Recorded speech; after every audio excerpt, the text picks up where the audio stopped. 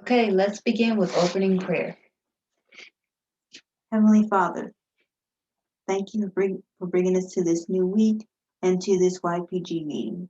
Please help us to be able to understand what is being taught or reviewed here so that we can remember it more and understand it better so that we can be better teachers. Please be with us this day and this coming week and especially during this meeting. In Christ's name, amen. Amen. Welcome everybody to the Youth Prophecy Group meeting 85. Today is August 1st, 2021. The title of today's lesson is Proof of the Waymarks. So there are many waymarks on the line of the priest and also on the other reform lines in our history. Parable methodology was used to come to all of those conclusions about all of those waymarks. This year we know it's Panium, and at Panium we begin to teach the Levites in some form. So in today's lesson we're going to cover the waymarks and some of the main conclusions that we use to get to those waymarks so that we can be more effective teachers.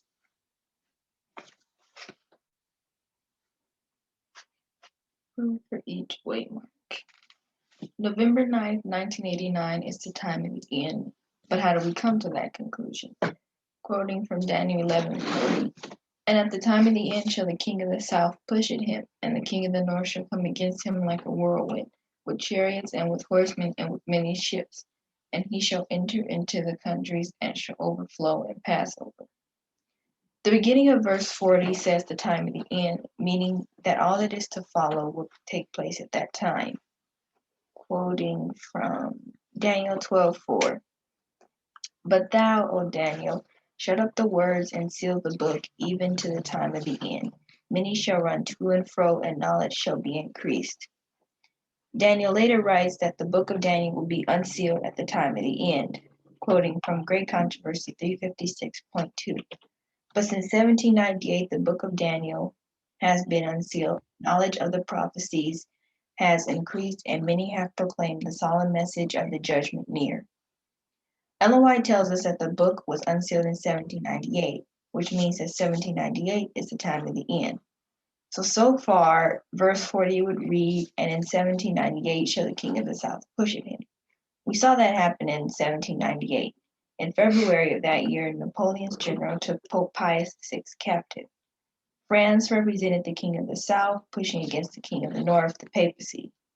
But verse 40 continues on, saying that the king of the north retaliates. According to our understanding, this is where 1989 comes in. During that time, the book of Daniel, specifically the last 6 verses of chapter 11, were being unsealed. And because we were in a new history, we have to see new players represented by the king of the north and the king of the south. That would be the United States and the Soviet Union. On November 9th, 1989, the king of the north, the United States, pushed against the king of the south, the Soviet Union, and brought down the Berlin Wall, beginning the end of the Soviet Union. This fulfilled the last part of verse 40. That is why we say that 1989 is the time of the end.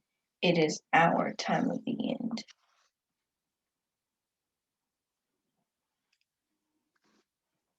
So the 2 times of the ends, verse 40. This is from verse 40. Part A is the beginning of the verse when the king of the south pushes at the king of the north, and that happened on February 10th, 1798. And then part 2, which is when the king of the north pushes against the king of the south, and that happened on November 9th, 1989. And if you have questions about the lesson, you can say them anytime or put them in the chat. So 2001. The year 2001 can be proven as a waymark. Many Adventists don't believe in 9/11 as a significant date, but 2001 was indeed an important waymark. 9/11 was the beginning of the third woe. In Revelation, there are 7 angels with 7 trumpets, and that is what is in the picture, the 7 angels and the 7 trumpets.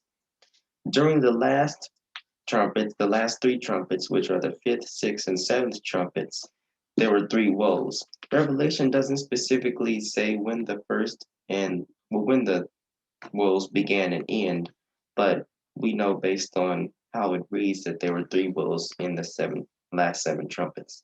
Not last seven, last three trumpets. So we get our understanding of the last three trumpets, or well, of all the trumpets, but we're focusing on the last three. We get our understanding of those trumpets from the Millerites and the pioneers.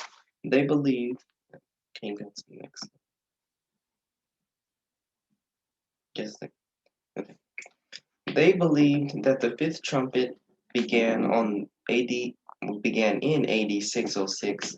The first woe began on July 27, 1299, and the fifth trumpet and first woe ended on July 27, 1449. We both also believe that the sixth trumpet and the second woe began on July 27, 1449. The fifth trumpet, I mean, not the fifth trumpet, the second woe ended on August 11th, 1840, and the sixth trumpet ended on October 22nd, 1844. And lastly, we believe that the seventh trumpet began on October 22nd, 1844. So that's as far as the Millerites went. They didn't know when the seventh trumpet ended, or they didn't know when the third woe ended, or will begin, when the third woe began.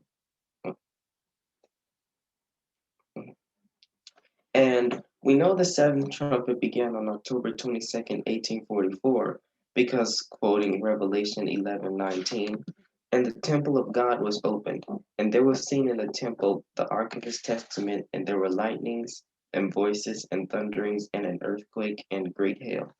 And Revelation 11:19 was talking about the seventh trumpet. And we know on October 22nd, the temple was opened, and God or Christ went from the holy place to the most holy place.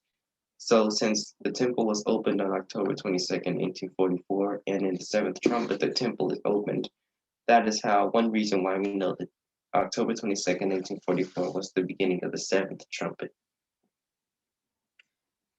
So October 22nd began the seventh trumpet, and like we said, the pioneers stopped there. They didn't know when the third woe began, but we know when the third woe began. The first and second woes were the activities of Islam, and based on a triple application of prophecy, which is 1 plus 2 equals 3, if the first and second woes were Islam, the third woe also must be Islam. That's triple application of prophecy. So when was a very significant Islamic event or event that deals with Islam since October 22nd, 1844?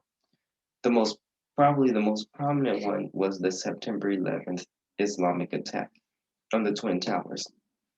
The first and second woes were Islam coming to power, and if we say the third woe began on 9/11, we can see Islam coming to power by the world recognizing it as a world power. Well, not a world power, but the world recognizing it as something they need to deal with. They recognize that it has some kind of power.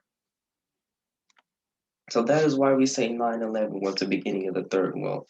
It's when Islam came to power, the world recognizing that it's a force to be reckoned with. So that is why 9/11 is a significant waymark, because it was the beginning of the third woe. And when will the third woe and the seventh trumpet end? It will end on the second advent. But there's another reason we can prove that 9/11 was an important waymark.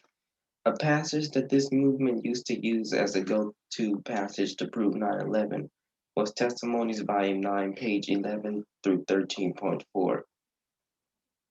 And we tried to apply what Ellen G. White was talking about to 9/11 because it seemed to perfectly fit.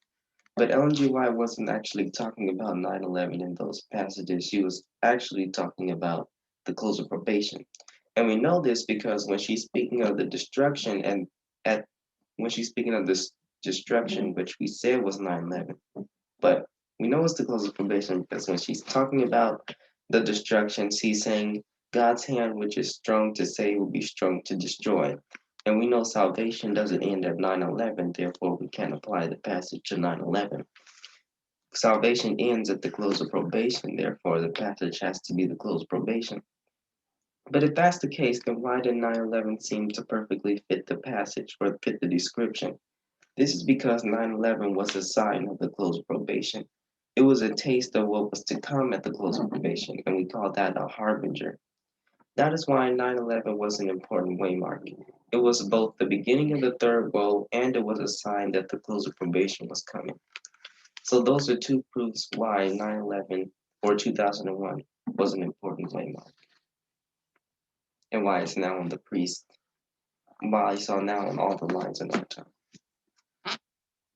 So the Sunday law for the priest, as we know, is 2014. We came to that year and that event through the 2520 and Millard history. We know primarily from Daniel 5 that the 2520 can be represented by the 126 and the 151 when we convert those numbers into currency. So 126 shekels or 151 shekels will both equal 2520 gerahs, depending on the value of the shekel. So these time spans, the 126 and the 151, can be used to mark waymarks. We use the principle that the end parallels the beginning to apply time spans. So we say the events that happened at the beginning of the time span parallel what happened at the end or what will happen at the end if it's still in the future. The 126 is the primary time span that we use when it comes to 2014. So the 126 years before 2014 was 1888. And in 1888, the Congress tried to pass a Sunday law called the Blair Bill, to try to stop people from doing work on Sunday. Basically, try to stop people from doing anything on Sunday. So that ultimately did not pass, we know, because that was a history of failure. But our history is a history of success. So the Sunday law in 2014 actually happened. We know from the line of the 144,000 that the Sunday law is the middle waymark. So 2014 is the middle waymark on the line of the priest, which means 2014 is the Sunday law for the priest. It's also a fact that we know, so it wasn't the Sunday law that Ellen G. White talked about. The Sunday law comes from Congress and the courts. We know the president can be connected, but he doesn't have, or they do not have to be in order for a Sunday law to happen. In 2014, the president was a Democrat, Obama, but the Congress of the United States was controlled by Republicans, both the House and the Senate. In 2014, there was a midterm election.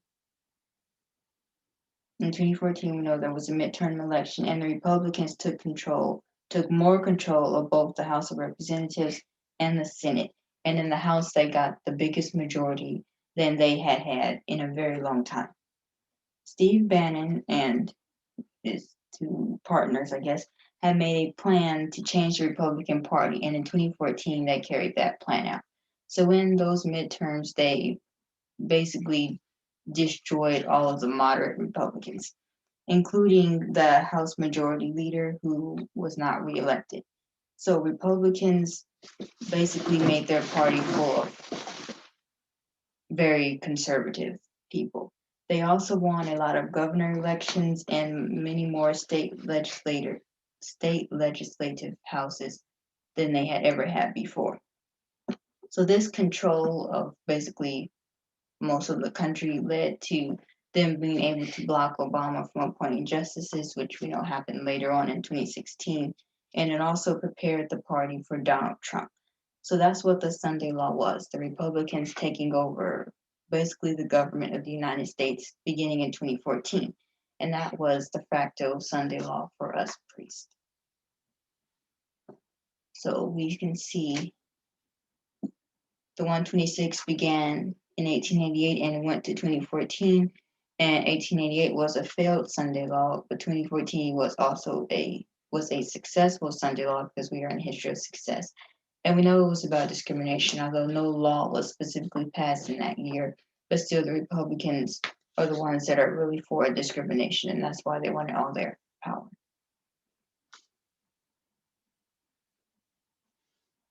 November 9th, 2019 is an increase of knowledge in the former reign on the line of 144,000, the close of probation on the line of the priest, the Sunday law on the line of the Levites, and the beginning of the former reign on the line of the Nethinims. But how do we know that it is a waymark in the first place?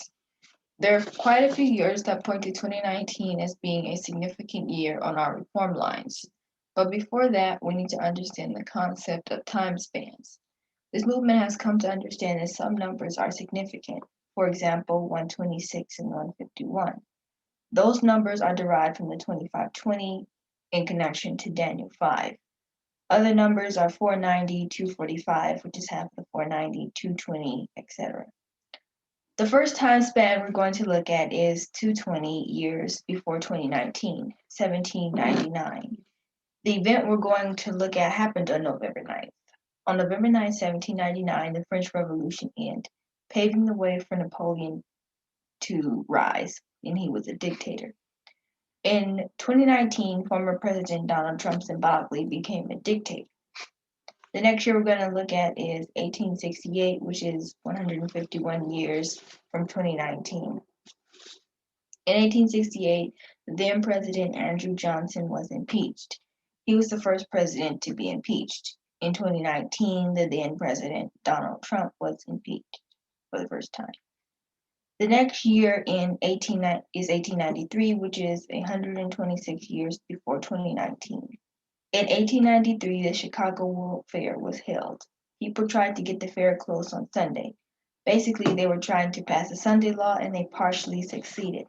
That's why we say the Sunday law was passed in 1893.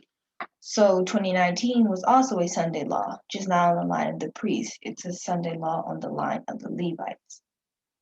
The next year is 1938, which is 81 years before 2019, and the event happened on November 9th.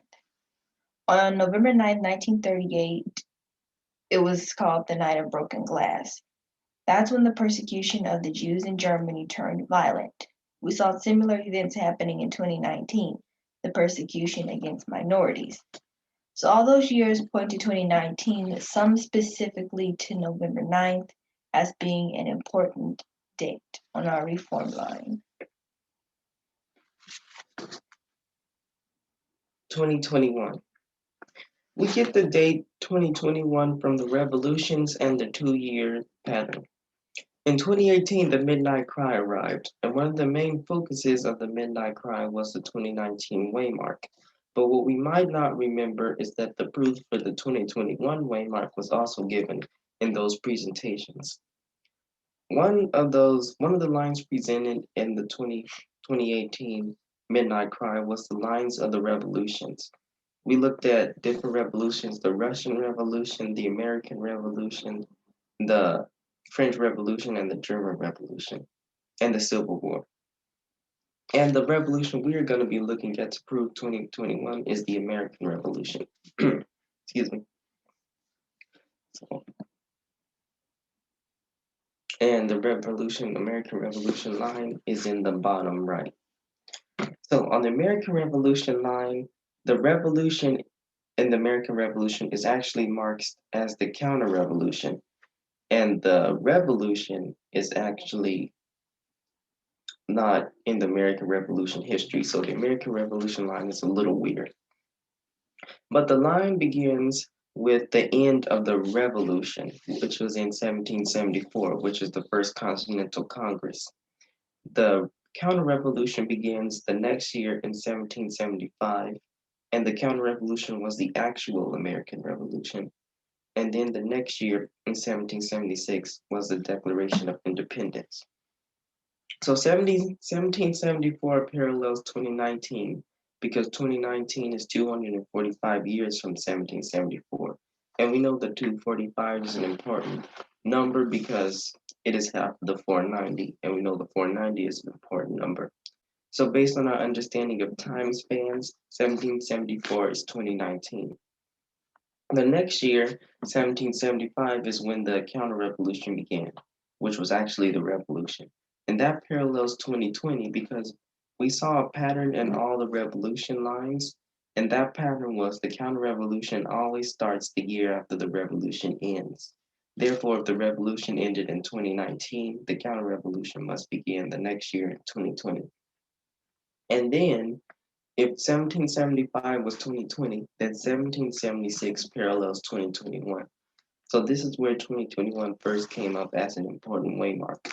we saw it was parallel with the Declaration of Independence in 1776. And on the revolution line, the revolution before 1774 was actually the Civil War. So the Civil War came after the American Revolution, but on the revolution line, it actually comes before it, and that's the revolution. So next there are some other lines we can look at to prove 2021 as an important waymark. Another one of those lines is the 2-year pattern. So all along the priest line, we can mark a 2-year time period, several 2-year time periods. In 1989, the Berlin Wall fell, and then 2 years later, in 1991, the Soviet Union officially collapsed. In 1999, Putin became the president of Russia. And then in 2001, 2 years later, Islam attacked. We looked at that earlier in the lesson.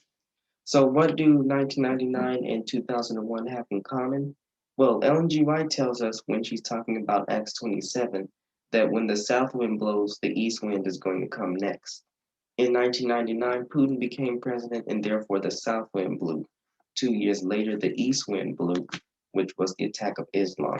And we've been knowing in this movement for a while that Islam represents the east wind. So that is how 1999 and 2001 connect as a 2-year time period. The next 2 years was the Russian reset. That was from 2009, where Hillary Clinton went to Russia and presented, I don't remember who it was. It wasn't Putin, it was some other important person in Russia. But they pressed the reset button, which actually said overcharged, but it was supposed to say reset.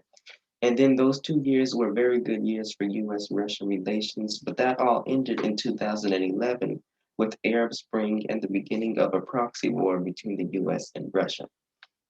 So 2009 to 2011 was the Russian reset. And that brings us to our last 2-year time period. We can say a 2-year time period began in 2019, and which will make 2021 the end of that 2-year time period. So those are 2 lines we can see that point to 2021 as an important date on the priest line and in our history. And then there's another line, or another 2 lines we can bring into this. In 1989, a 10-year proxy war ended between the US and the Soviet Union, and that 10-year proxy war had began in 1979. If we mark 2011 as the beginning of the 10-year proxy war between the US and Russia with the beginning of Arab Spring, that will mark 2021 as the end of that proxy war. And we know that 2021 is when Russia will be defeated. So those are 3 lines we can see that prove 2021 is an important waymark. So Eric asked, is the proxy war an information war? No. So an information war is a war between information, a war over your mind. A proxy war is a war where 2 people are fighting, but each of those people that are fighting are being funded by somebody else. So an example, there's a proxy war going on in Syria. Russia is supporting one side, and Russia is supporting the government. Yeah, Assad, Russia is supporting the government, and the US is supporting the rebels. Therefore, it's really the rebels and the government fighting, but since Russia is supporting one side and the US is supporting another side, it's basically the US and Russia fighting. So that's what a proxy war is. It's 2 powers influencing 2 powers to fight. So those are 3 lines. You're welcome. Oh yeah, you're welcome. So those are 3 lines that show us how 2021 is an important waymark in our history. The Sunday Law. One of the most important events in the Seventh-day Adventist Church and in this movement is the Sunday Law. Ellen G. White talks a lot about this event. The Sunday Law is the major waymark after 2021 on the line of after 2021. If we combine all the lines together, technically the priest line ends in 2021, and technically 2021 is not a major waymark on the 144,000 line, but it's still the next big waymark if you don't count the 2 little ones in the middle. So The Sunday law is the next major waymark after 2021, and it's not a fractal like the other Sunday laws we saw before 2014, 2019, and 2021, which you didn't mention, but 2021 is the Sunday law for the Nethinims. The Sunday law, the actual Sunday law that we're talking about now, is not a fractal. It's the middle waymark on the line of the 144,000, because we know that's 1989, 9/11 Sunday law. We'll deal with the other two later. So the Sunday law is the middle waymark.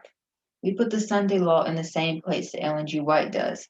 It's the waymark that starts the events that she says will happen at the end of the world. But our view of the Sunday law is not the same as that of Ellen G. White. We know that modern Israel has three histories, and each of those three histories have a Sunday law. The history, or the first history, was the Millerite history. And according to spiritual gifts, a big law in that time was the Fugitive Slave Law of 1850, and we know that that was their Sunday law. The next history was the 1888 history, and although we don't put a date to that, we know, as we saw earlier, that in 1888 there was an attempt for a Sunday law. There was also an attempt for a Sunday law in 1893, as we know, which is in that same history. So the issue in the Millerite history was slavery, trying to force you to participate in slavery. And in Millerite and in 1888 history, the issue was trying to force you to worship on a certain day, even if that day was the right day. In the Great Controversy, which was written in 1888 time, Ellen G. White talks extensively about a law that will soon be passed to try to force people to rest on Sunday. She says that will be the great test. That law, we know, never came about because the SDA Church failed on accepting their internal message, the 1888 message. But we know that was a history of failure, and we are a history of success. If you look at the three sins and the three curses introduced at the beginning of the earth, we can see that those first two are the first two Sunday laws. The last two are the first two Sunday laws, racism and worship. The first curse, the first sin, the first curse, and the last one to be dealt with is sexism. That's the great test for our time. The Sunday law will be about gender equality, and it would try to force people to be sexist and or homophobic. So while we still believe that we still believe in the waymark of the Sunday law, and we still believe that it is where Ellen White would put it, we don't believe that it will be about Sunday. So we know that the United States will speak like a dragon at the Sunday law, and earlier we saw that that meant the action of the Congress and the courts. So we know that the Sunday law will come after the 2021 waymark. We don't currently have a date for it, but we know where it is on the 144,000 line, and we also know generally what we are looking for.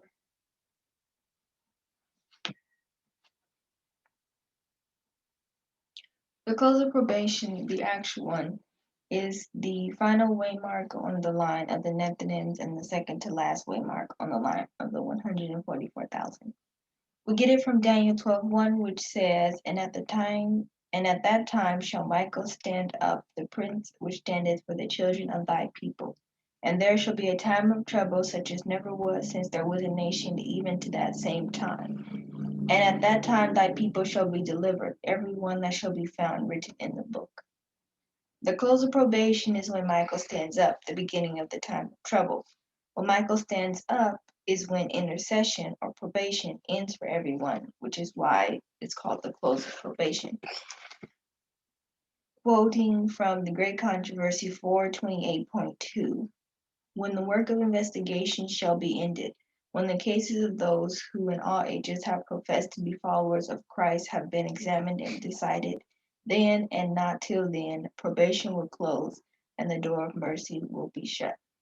That is what will happen at the close of probation of Daniel 12:1. And of course, we don't know when that is, but it's after the Sunday law. Don't know when it is currently. Yeah. So the last waymark on the 144,000 line is the second advent. And of course, we don't need to prove that the second advent is going to happen. It's been the great hope of the church since Christ ascended and gave us the promise that he's going to return again. And the second advent is the last waymark on the 144,000s line, and it has a fractal on the priests, Levites, and Nethanim's line. All the last waymarks on their line is a fractal of the second advent. So on the priest line, at our second advent, which is 2021, we'll take the message to the Levites, the second group. And that is a fractal of what will happen at the actual second advent, where the priests, the Levites, and the Nethinims will all take the message to the people in heaven.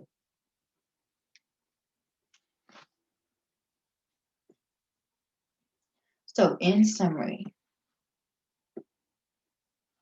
we looked at all of the major waymarks on the combination of the priest line and the line of 144,000. First, we looked at 1989. Sorry. First, we looked at 1989, and we know we get that waymark primarily from Daniel 11, verse 40. Part A of verse 40, we applied to 1798, and part B, we applied to 1989. And we can look at what the verse says will happen, the players, the king of the south and the king of the north, and we can see that fulfilled in those events of those 2 years. Next, we looked at 2021. 2021. No, next we looked at 2001. So 2001, we get that primarily, I guess, from the woes and the 7 trumpets. So we looked at the 5th trumpet and the first woe, the 6th trumpet and the second woe, and the 7th trumpet and the third woe. And we can see that the third woe began on September 11th, 2001, and the third woe, just like the 7th trumpet, will end at the second advent. And we mentioned the triple application of prophecy, and that tells us that if the first woe was Islam, and it was, and if the second woe is Islam, and it also was, then the third woe is Islam, which it is. So that's one of the major proofs for 9/11. Also, we know we used to apply literally 9 testimonies, page 11, and Review and Herald, which we didn't comment on today, but those are just applications when we apply them to 9/11. They're really talking about the close of probation and the time after the Sunday law as well. The next waymark is 2014, and we mainly come to 2014 from the 126. So the 126 began in 1888. Well, a 126 began in 1888, and it ended in 2014. In 1888 was a Sunday law, and 2014 was also a Sunday law on the line of the priest. And it wasn't an actual law, it was actually the takeover of the government by the Republican Party, which are the ones who will pass the Sunday law. 2019, there are several time spans to take us to 2019, and some of them also take us to November 9th. So we looked at the 220, the 151, 126, and 81, and all of those tell us something about 2019, like Trump becoming more of a dictator, Trump being impeached, a Sunday law, which is for the Levites, and persecution of minorities. So we know you can also get to November 9, 2019 from other things like we mentioned later, the revolutions, but this is the main points that we brought out for this paragraph in today's lesson. 2021. So we use a few lines to get to 2021. We know most of them probably haven't been used very much, but just as a refresher, since this is a long time ago that this was mentioned, we looked at the American Revolution, and we can see that the counter-revolution began in 2020, which we know, and that means that 2021 is a major waymark because it is marked by the Declaration of Independence. We also looked at the 2-year time spans, 1989 to 1991, 1999 to 2001, and 2009 to 2011, and that can show us that from 2019 to 2021, a rocket, depending on if you want to think of it that way, there is a significant 2 years, which means 2001 must 2021 must be significant. We also looked at the 10-year proxy wars, one before the time of the end, and one from 2011, and we're saying until 2021. And that, by the way, that is a proxy war in Syria that's currently going on. So then we looked at the Sunday law, and we know that the Sunday law, we put it in the same place that Ellen White would, but we just know that it's about something different. She said it would be about Sunday, and it would have been if the Adventists in that time were faithful, but they weren't. So now it's going to be about sexism and/or homophobia.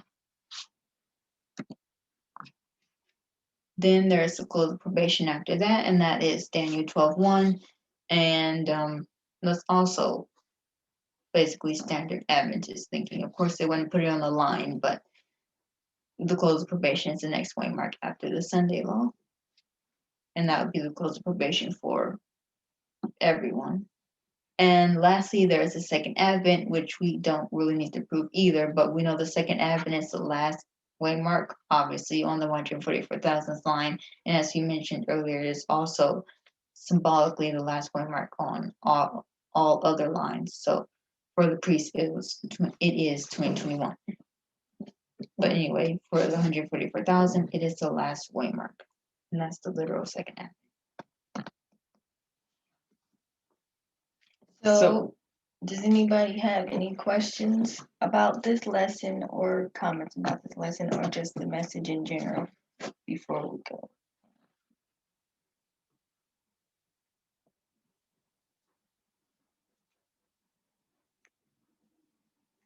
Okay, so now it's quiz time, and this quiz is based on the lesson we just did.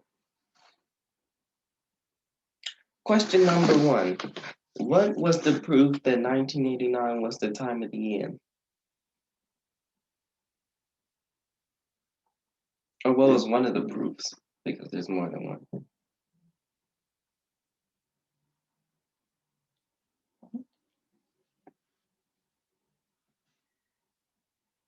F.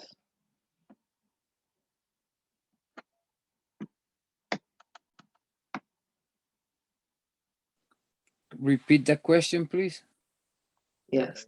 So what was the proof that 1989 was the time of the end? Or what was one of the proofs? 1989 can be seen as the time of the end.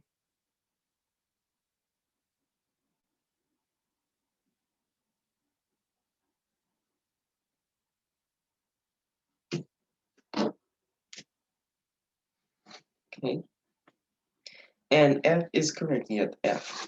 So it was when Daniel was unsealed. We know that in 1989, Jeff started to understand Daniel, and we know Daniel says that when Daniel was unsealed, that is the time of the end.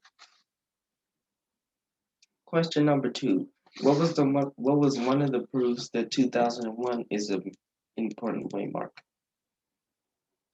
So we looked at 2 things why 2001 is a waymark. What is one of those?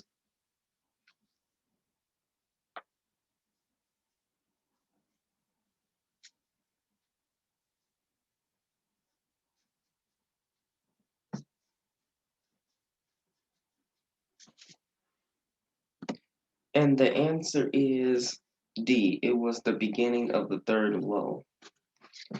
So October 22nd, 1844 was the beginning of the seventh trumpet.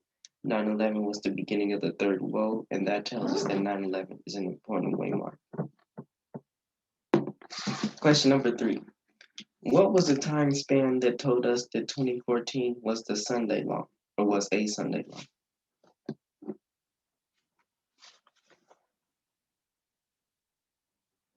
We have a G,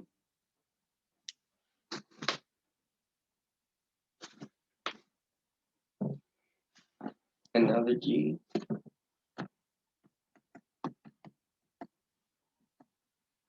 and that's correct. The 126 that began in 1888 and goes to 2014 tells us that 2014 was a Sunday law because 1888 was a Sunday law. Question 4.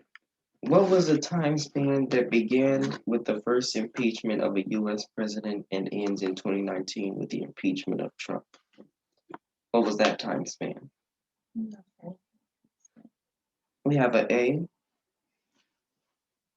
another A,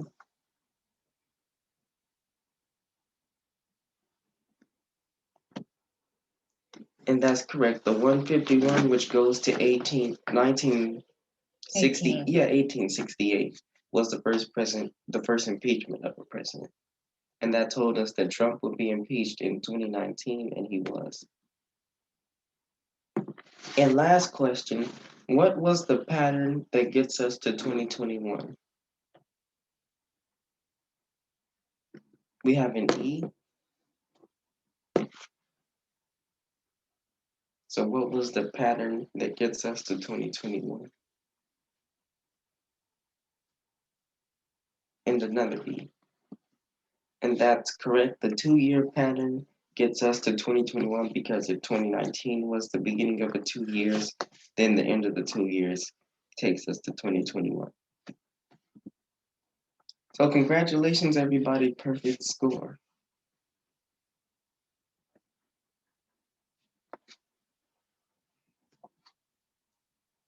So thank you everybody for coming. If you want notes, recordings, updates, or if you have questions, you can contact us at youthprophecygroup@gmail.com.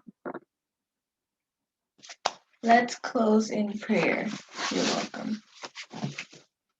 Dear Heavenly Father, thank you for this day. Thank you for bringing us here to this meeting and giving us more clear understanding of this message.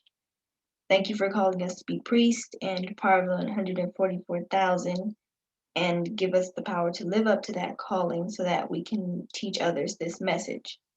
Thank you for giving us equality and please continue to give us more understanding. We love you. Thank you for first loving us. Amen. Amen. So just as a reminder, YPG meetings are not every Sunday, they're every first and third Sunday of the month. So today's August 1st, the first Sunday of the month, that's why we have a meeting today. We won't have a meeting next week, but we'll have a meeting the week after that because it's the third Sunday. So just as a reminder. Thank you for coming. Bye. Bye. Bye. Bye.